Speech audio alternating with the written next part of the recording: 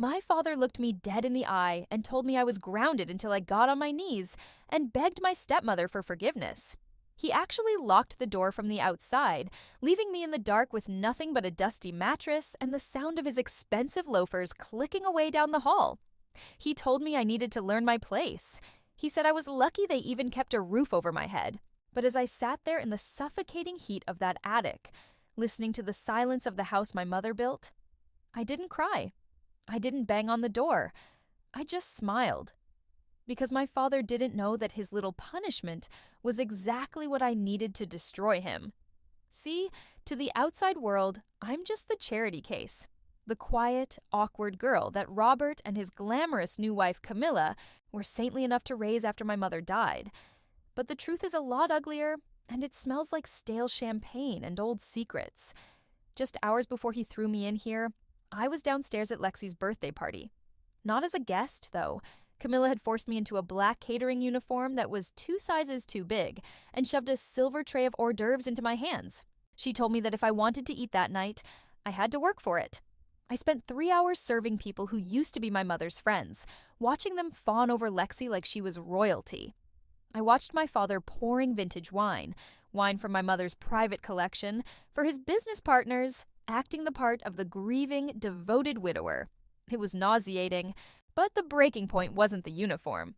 It wasn't even when Lexi accidentally tripped me and sent a tray of shrimp flying onto the Persian rug. It was what happened next. Camilla didn't just yell. She slapped me, right there in front of the kitchen staff. The sting on my cheek was hot, but her words were colder. She leaned in close, smelling of Chardonnay and malice, and whispered that I was nothing but a burden, a squatter in her daughter's inheritance. That was the moment the switch flipped. I looked at her, and for the first time in years, I didn't look down. I told her the truth about who really owned the floor she was standing on. That's why I'm locked in here. They think they've silenced me. They think they have all the power because they have the credit cards and the social standing. But they made one fatal mistake. They forgot that I turned 21 next week, and they definitely don't know about the meeting I had yesterday morning with the one man my father is terrified of losing. This isn't a story about a helpless victim. This is the story of how I took my life back, dollar by dollar. If you want to see exactly how a burden becomes their worst nightmare, you're going to want to stick around for this. Hit that subscribe button, because the takedown is just getting started. To understand why I'm sitting on a bare mattress in a locked attic, you have to understand the lie I've been living for 12 years. It wasn't always like this. I have these hazy, golden memories of my mother, Victoria. She wasn't just a mom, she was a force of nature. We lived in this massive estate in Connecticut, but she made it feel like a home, not a museum. She died when I was 7, leaving behind a legacy that was supposed to protect me. The Ashford estate and a trust fund worth $80 million. Enter Robert, my father, or, as I prefer to call him, the manager. He was just the guy who handled her properties before he managed to charm her into a ring. When she died, the mask didn't just slip, it shattered. 6 months. That's all it took for him to bring Camilla into the house. A year later, they were married, and suddenly, I was the guest in my own home. Camilla brought Lexi and Brooke, her 2 daughters who looked at me like I was a stain on the carpet they couldn't scrub out. Slowly, systematically, I was erased. My bedroom, the one with the bay window overlooking the garden my mom planted, was given to Lexi because she needed the light for her studies. I was moved to the guest room, then the small back room, and finally here, the attic. They called it building character. Robert would sit me down, wearing a suit paid for by my mother's money, and tell me that wealth corrupts. He said I needed to learn humility. So while Lexi drove a brand new Range Rover to college and Brooke posted unboxing videos of Chanel bags on Instagram, I was wearing thrift store jeans and taking the public bus. He claimed the trust was locked up tight and that the market was down, so we all had to tighten our belts. I believed him. God, I was so stupid. I actually believed we were struggling to maintain the house. The crack in the facade happened 2 weeks ago. It was subtle. I was cleaning Robert's home office, one of my many chores to earn my keep, and I knocked over a stack of mail. A letter from the bank slid out. It wasn't addressed to the estate. It was addressed to Robert and Camilla Holdings. I know I shouldn't have looked, but I did. It was a credit card statement. 1 month, $50,000. dollars. I stood there, freezing cold in the middle of summer. There were charges for a resort in the Maldives, a diamond jeweler in New York, and a lease payment for a Porsche. My stomach dropped. He wasn't struggling. He was bleeding me dry. He was siphoning my inheritance to fund their fantasy life while I scraped pennies together for lunch money. That anger was simmering in my chest when Lexi's birthday party rolled around yesterday. It was the event of the season, a winter wonderland theme in early September because Lexi wanted to wear white fur. The lawn was covered in fake snow. There was an ice sculpture of a swan. And there was me. Camilla found me in the kitchen that morning and tossed a garment bag at my face. She told me the catering service was short-staffed and that I'd be filling in. She said it with this sickly sweet smile, telling me it was a chance to contribute to the family. So I put on the black pants and the white shirt that smelled like industrial starch. I spent the night weaving through the crowd, offering crab cakes to people who used to come to my birthday parties. I saw Robert holding court near the bar, laughing with his business partners. He looked so respectable, so honest. He caught my eye once, and he didn't even blink. He just looked through me like I was part of the furniture.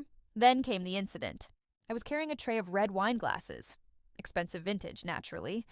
Lexi was holding court in the center of the room, looking like a snow queen, surrounded by her sycophantic friends. As I walked past, she didn't just bump me. I saw her look back. I saw the smirk. She stuck her foot out. I went down hard. The glass shattered.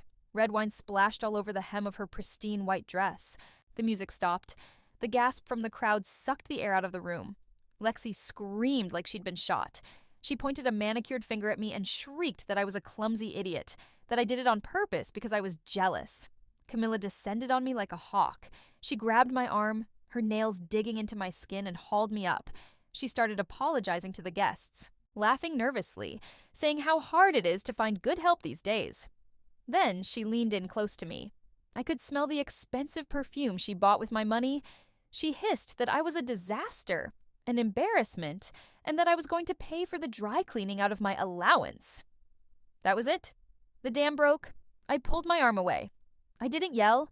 I didn't scream. I just spoke clearly enough for the people around us to hear. I told her that the dress she was wearing cost more than my entire year of tuition, and we both knew whose bank account paid for it. The silence was absolute. You could hear a pin drop. Camilla's face went from pale to purple. That's when she slapped me. The sound echoed off the high ceilings. My cheek burned, but I didn't cry. I looked at Robert, who was rushing over, looking terrified. Not for me, but for his reputation. He grabbed me by the back of the neck and marched me out of the room, hissing that I was ungrateful, that I had ruined everything. He threw me in the attic and locked the door. But as I sit here now, rubbing my cheek, I'm not thinking about the slap. I'm thinking about that credit card statement.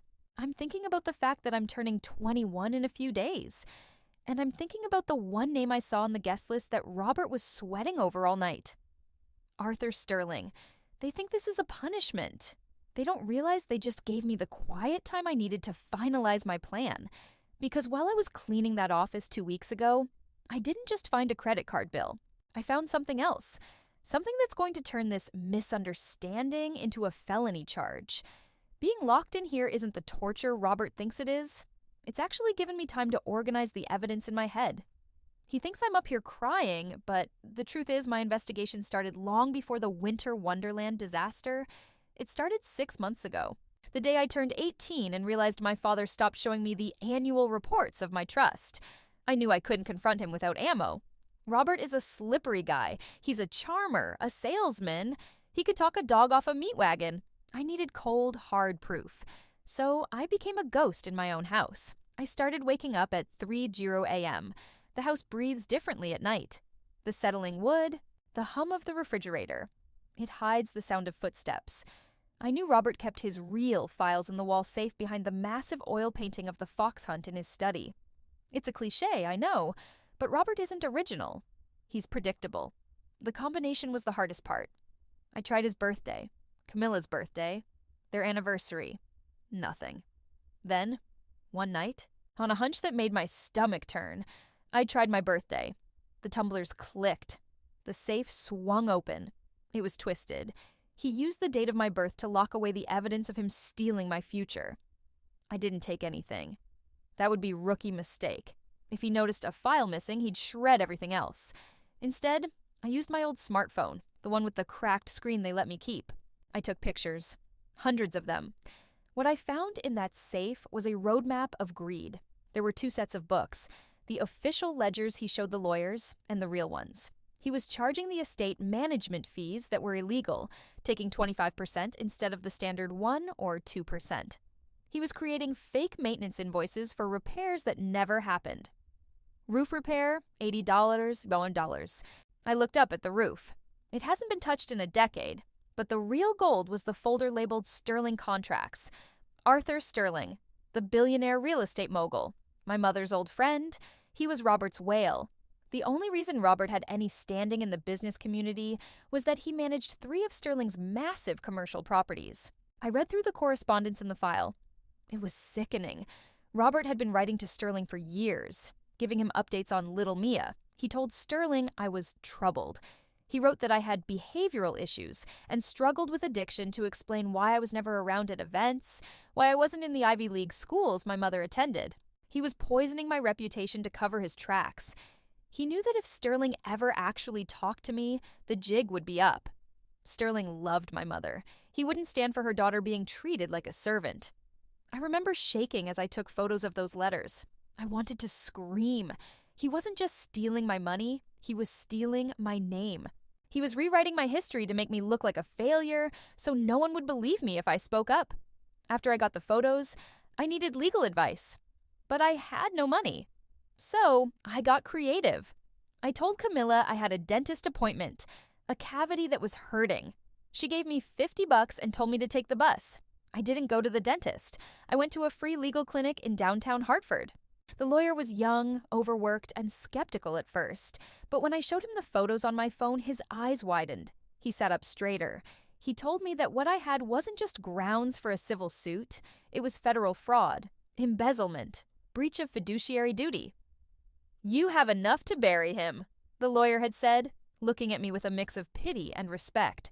"But you need to strike hard. If he catches wind of this, he'll liquidate what's left and run." That was the catch. I needed to drop the hammer before he could react. I needed a venue where he couldn't hide, couldn't lie, and couldn't run away. Which brings me back to the attic. I looked out the small round window. The party tent was being dismantled in the backyard. The guests were gone. But I knew Arthur Sterling was still in town. I had seen his itinerary in the study.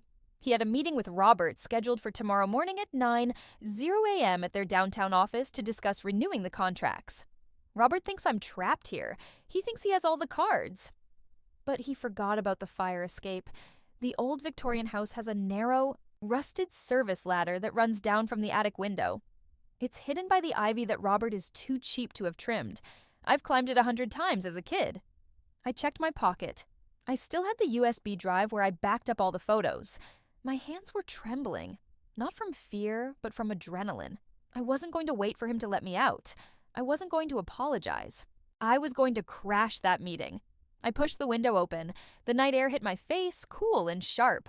It smelled like rain and victory. I put one leg over the sill. Tomorrow morning, Robert is going to walk into his office expecting to sign a multi-million-dollar deal. Instead, he's going to find his troubled daughter sitting in his chair, and I'm going to introduce him to the real Waverly Ashford. Getting out of the house was the easy part. The trellis was slick with rain, and my hands were shaking so bad I almost slipped twice, but the adrenaline kept me moving. I hit the ground running, literally. I didn't stop until I was 3 blocks away, gasping for air under a street lamp, waiting for the first bus into the city. I looked like a wreck. Hair matted, clothes wrinkled from sleeping on a mattress for 3 days. But I didn't care. I needed to get to the office before Robert arrived. I still had a key card from the summer I interned there, back when Robert was trying to convince the lawyers he was teaching me the family business. I prayed he hadn't deactivated it. When the little light on the reader turned green, I almost cried with relief. The office was empty, bathed in that eerie, blue early morning light. I went straight to his desk. I wasn't looking for the ledgers this time. I had those photos on my phone. I was looking for his schedule, his plan for the meeting with Arthur Sterling. I started sifting through the papers on his chaotic desk. Unpaid bills, threatening letters from creditors, Gambling slips from Atlantic City hidden under invoices. The man was drowning. But then, I found a folder at the bottom of the stack labeled Medical M. My heart hammered against my ribs. M for Mia. I opened it, expecting to see medical bills or maybe therapy receipts. What I found made my blood run cold. It wasn't a file about my health. It was an application for a permanent conservatorship. There were emails printed out between Robert and a doctor I'd never met. Robert was painting a picture of a girl who was dangerously unstable, paranoid, and financially incompetent. He detailed incidents that never happened. He claimed I was hallucinating. He claimed I was a danger to myself. And the date on the final draft? Today. He wasn't just planning to steal my money. He was planning to lock me away. Once he had the conservatorship, he would have total legal control over my life, my body, and every cent of the trust. He could dump me in a facility and drug me into silence while he drained the accounts dry. I sat there in his leather chair, the papers trembling in my hands. The sadness that had been weighing on me for years, the little girl inside me who just wanted her dad to love her, finally evaporated. It was gone. In its place was something cold, hard, and sharp. He wanted to paint me as crazy? Fine. I would show him exactly how crazy I could get. I heard the elevator ding down the hall. Voices. Robert's booming laugh and the deeper, smoother baritone of Arthur Sterling. They were early. I didn't run. I didn't hide. I quickly put the folder back exactly where I found it, smoothed my hair, and sat in the client chair opposite his desk. I pulled my knees to my chest and widened my eyes, practicing the look of the terrified, broken child he wanted everyone to believe I was. I wasn't going to fight him with anger. Not yet. I was going to fight him with his own lie. The door swung open and Robert strode in, looking like $1,000,000 in his navy suit, with Arthur Sterling right behind him. Arthur looked exactly like his photos. Intimidating, silver-haired, with eyes that looked like they could appraise your net worth in a second. Robert stopped dead when he saw me. The color drained from his face so fast I thought he might faint. For a split second, I saw the panic, the terror of a man caught in a trap. But Robert is a professional liar. He recovered instantly. "Mia," he said, his voice dripping with fake concern, rushing over to me. "Sweetheart, what are you doing here? I thought you were resting at home. Did you have another episode?" He was good. He was immediately framing my presence as a symptom of my illness. He put a hand on my shoulder, squeezing hard enough to bruise, a silent warning to shut up and play along. I looked up at him, letting my lip tremble. "I'm sorry, Daddy," I whispered, making sure my voice sounded small and fragile. I got confused. The voices were loud again. I saw Arthur's expression soften into pity. He bought it. Robert let out a breath, turning to Arthur with a sad, long-suffering smile. "I apologize, Arthur. As I mentioned in my emails, my daughter has been struggling. She gets confused about where she is sometimes." "It's quite all right, Gregory," Arthur said gently. "Hello, Mia. You look so much like Victoria." "You knew my mommy?" I asked, widening my eyes. "I did," Arthur said, stepping closer. Robert tried to intervene. "Arthur, we should probably start the meeting. I can have my assistant call a car to take Mia home." He was sweating. He wanted me out of there. "No, please," I said, grabbing Robert's hand. "Daddy, please don't send me away. I just want to sit here. I promise I'll be quiet. I just want to see you work.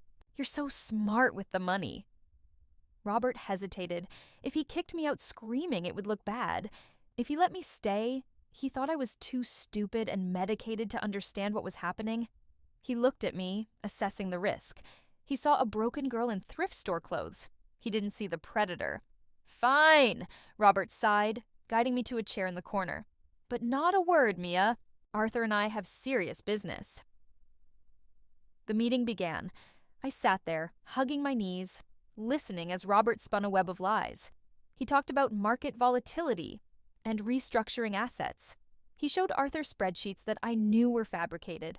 I waited for my moment. It came when they started discussing the dividends from the Sterling Commercial Plaza. "The returns were lower this quarter due to the maintenance costs," Robert explained smoothly, pointing to a line on the graph. "We had to replace the HVAC system, remember?" I spoke up. my voice innocent and airy. Is that why we couldn't pay the property tax on the lake house, Daddy? Because of the HVAC? Robert froze. His head snapped toward me. Mia. Quiet. Arthur frowned. Property tax. Gregory, the lake house is in an irrevocable trust. The taxes are paid automatically from the principal. Why would there be an issue? Robert laughed nervously.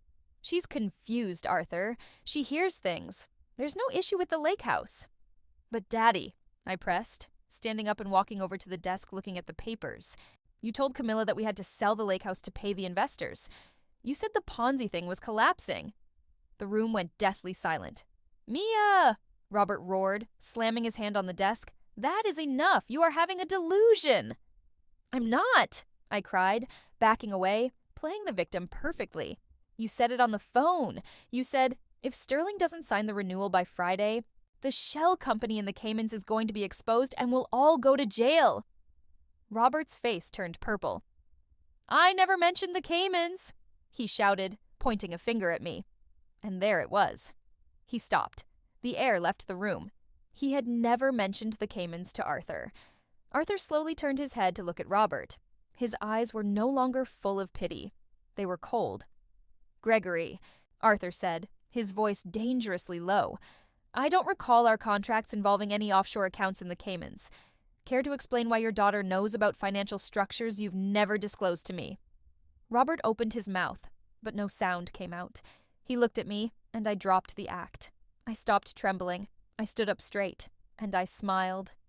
Yes, Daddy, I said, my voice steady and clear, locking eyes with him. Explain it to him.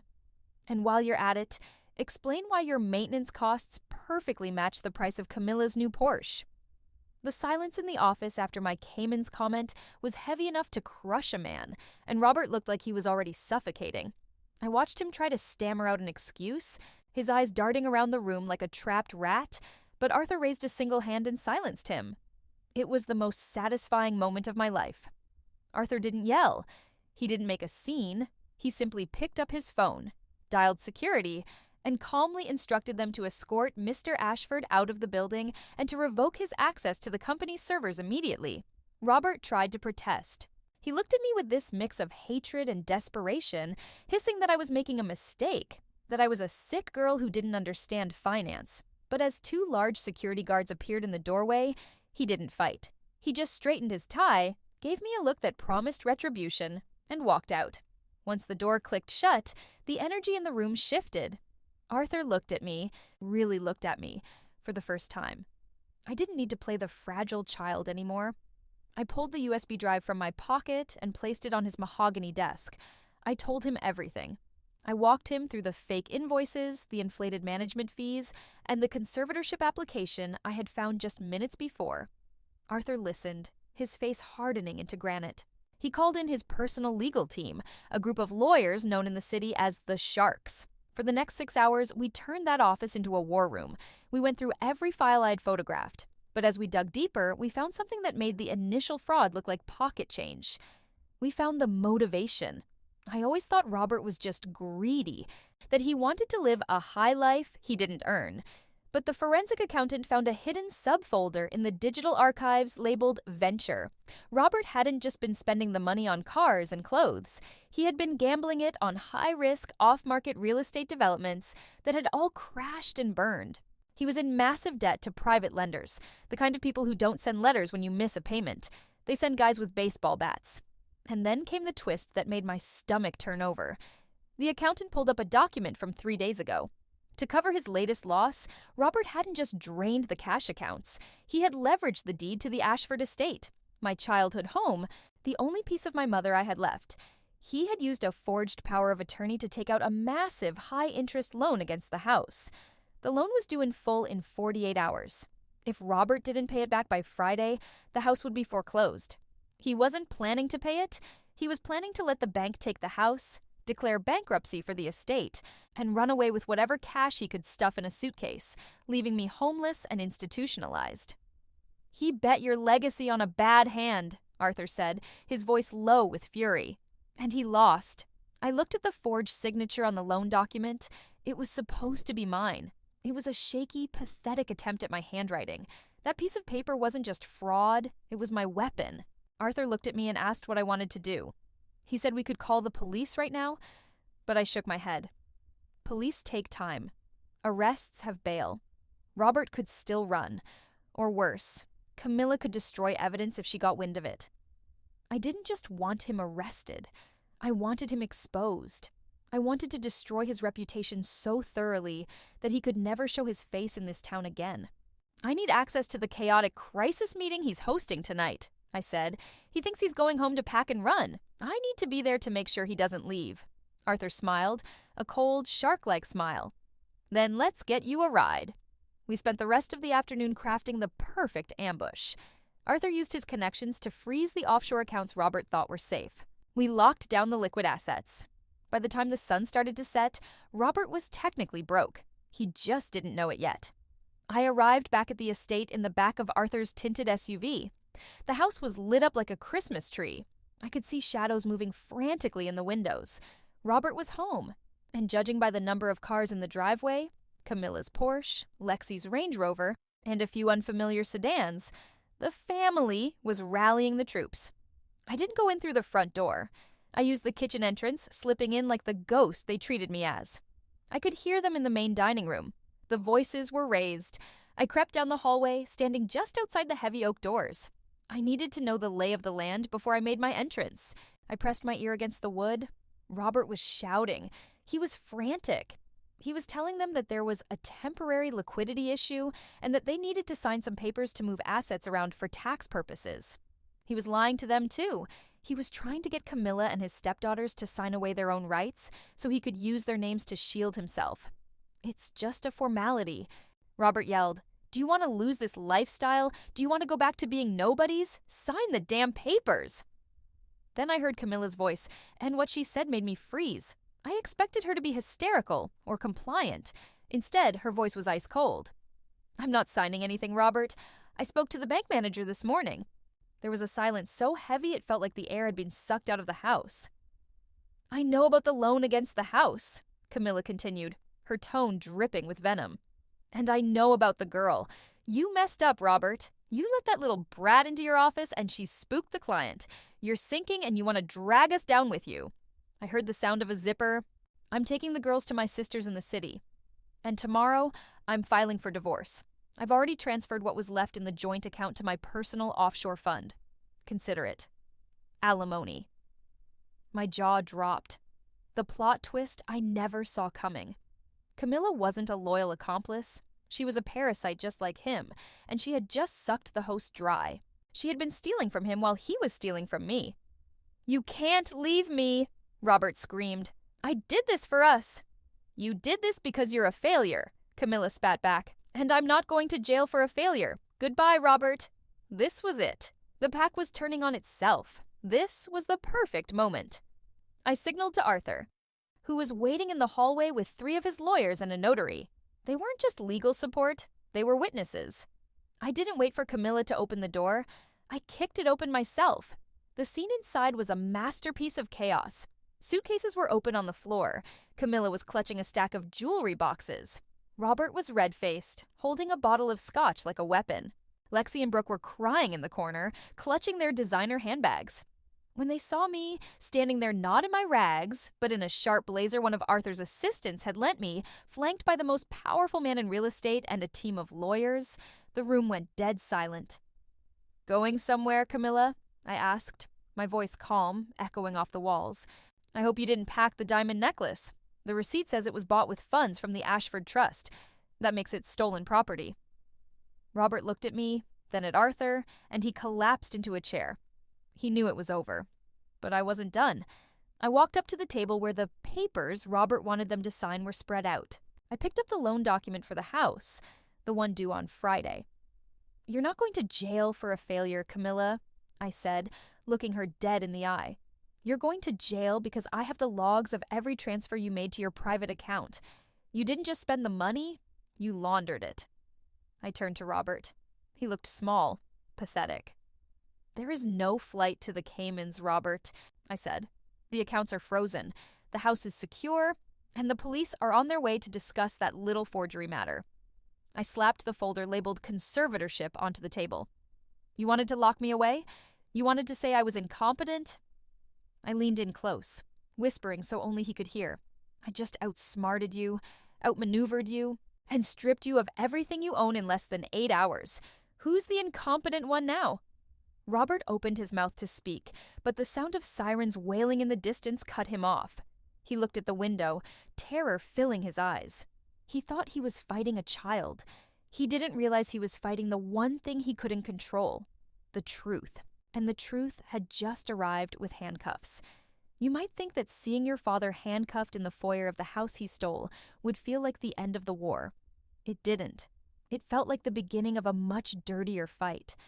As the red and blue lights flashed against the expensive wallpaper, Robert didn't look like a defeated man. He looked like a cornered animal plotting its next bite. I remember him shouting over his shoulder as the officers guided him into the cruiser, yelling that this was all a gross misunderstanding and that his lawyer would have him out by breakfast. Camilla was less dignified. She was screaming that she was a victim, trying to barter information for immunity before she even reached the station. The silence that followed their departure was heavy. For the first time in 12 years, the house was empty. Just me, Arthur, and the echo of the chaos. Arthur offered to let me stay at a hotel, but I refused. I needed to reclaim my territory.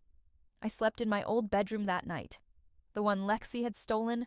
I threw her silk sheets into the hallway and slept on the bare mattress. It was the best sleep of my life. But Robert was right about one thing. He had connections. The next morning, I woke up to a notification on my phone that made my blood run cold. He was out on bail. The judge, an old golf buddy of his, had granted him a conditional release pending the investigation. And Robert didn't go into hiding. He went on the offensive. I turned on the local news, and there he was, standing on the steps of the courthouse, wearing a fresh suit, looking like the picture of a heartbroken father. He looked right into the camera and spun a story so twisted it made me nauseous. He told the reporters that I was a troubled young woman with a history of substance abuse and severe paranoia. He claimed the fraud was actually a protective measure, a way to shield the estate from my erratic spending and mental instability. He even squeezed out a fake tear, saying he forgave me for the misunderstanding and just wanted his daughter to get the professional help she needed. It was terrifyingly effective. My phone started blowing up with messages from people I went to high school with, asking if I was okay, if I was off my meds. He was controlling the narrative. He was turning my victory into a public breakdown. If the public believed I was crazy, the jury might too. The conservatorship application I found wasn't just paperwork anymore, it was his PR strategy. I sat in the kitchen, watching his face on the screen, feeling the panic start to rise. Maybe he was too big to fall. Maybe the old boys club would protect him. Then Arthur called. His voice was calm, steady. He told me not to look at the comments section. He told me that Robert had made a fatal error. In his arrogance, Robert had organized a press conference for that afternoon at his firm to clear the air and reassure his investors. He wanted to win the court of public opinion before the legal trial even started. "He thinks you're a scared little girl hiding in that big house," Arthur said. "He thinks you're going to let him talk." I looked at the folder of evidence on the kitchen table, the conservatorship papers, the emails where he called me a burden, the forensic accounting of the stolen millions. "I'm not hiding," I told Arthur, feeling that cold, sharp anger return. "Pick me up in an hour. If he wants a press conference, let's give him a headline he'll never forget." Chapter 9. The Revelation. The conference room at Robert's firm was packed. Reporters, investors, curious onlookers. Everyone wanted to see the tragic father explain the scandal. I waited in the wings, standing in the shadows of the service corridor with Arthur and his legal team. We watched Robert on the monitors. He was in his element, charming the room, painting himself as the martyr who sacrificed everything to protect his volatile daughter and his greedy second wife. He was actually throwing Camilla under the bus to save himself, claiming she was the one spending the money while he tried to stop her. He was good. I'll give him that. I almost believed him myself. Then he took a question from a reporter about the conservatorship. "It was a last resort," Robert said, bowing his head solemnly. "We simply wanted to ensure Mia's future was secure. It breaks a father's heart to take control, but when your child is unwell, you do what you must." That was my cue. I didn't storm in screaming. I walked in through the side door, silence following me like a wave. I was wearing a simple black dress, head held high, holding a single microphone that the sound technician, paid handsomely by Arthur, had just activated. "Unwell?" I asked. My voice boomed through the speakers, cutting Robert off mid-sentence. The room gasped. Cameras flashed blindingly. Robert's face went white. He gripped the podium so hard his knuckles turned yellow. He tried to signal security, but they didn't move. They worked for the building owners, and the building owners answered to Arthur Sterling. "You told the press I was addicted to drugs," I continued, walking calmly toward the stage. "You told the judge I was paranoid, but you didn't tell them about this." I signaled to the tech booth. The giant screen behind Robert, which displayed his company logo, flickered and changed. It wasn't a spreadsheet. It was a video. It was footage from the security camera in his home office. Footage he didn't know existed because I had installed the hidden nanny cam inside the bookshelf months ago, just in case. On the massive screen, a grainy but clear video played. It showed Robert and Camilla drinking wine, laughing. The audio was crisp. "Once the conservatorship is signed, we ship her off to that facility in Nevada." Robert's voice on the recording laughed. "The doctors there will keep her sedated for years. By the time she gets out, if she gets out, the trust will be drained and will be retired in Tuscany." "What if she fights it?" Camilla asked in the video. "Who's going to believe her?" Robert sneered, taking a sip of wine. "She's a nobody. Just a placeholder for Victoria's money." I never loved the mother. Why would I care about the brat? The silence in the room was absolute. It was the kind of silence that happens when a monster loses his mask. I stood next to him on the stage. He was trembling, staring at the screen, watching his own arrogance destroy him. I turned to the stunned crowd. "My name is Mia Ashford. I am 21 years old. I am the sole owner of this building, this company, and the estate this man has been looting for a decade. And I am perfectly sane." I looked at Robert. He looked small, old, defeated. "You wanted to discuss my mental health, Dad?" I said into the mic. "I think we should discuss yours, because only a psychopath laughs about drugging his own daughter to steal her inheritance." Robert lunged at me. It was a desperate, foolish move. Before he could get within 3 feet, 2 police officers who had been waiting in the back for this exact moment tackled him to the ground. The cameras captured every second of it. The grieving father screaming obscenities, being dragged away in front of the entire city. It wasn't just an arrest, it was an annihilation. I watched him go, feeling a strange lightness in my chest. The fear was gone. The anger was gone. All that was left was the truth, shining under the bright lights of the flashing cameras. The reporter who had asked the question earlier looked at me, stunned. "Ms. Ashford," she stammered, "what happens now?"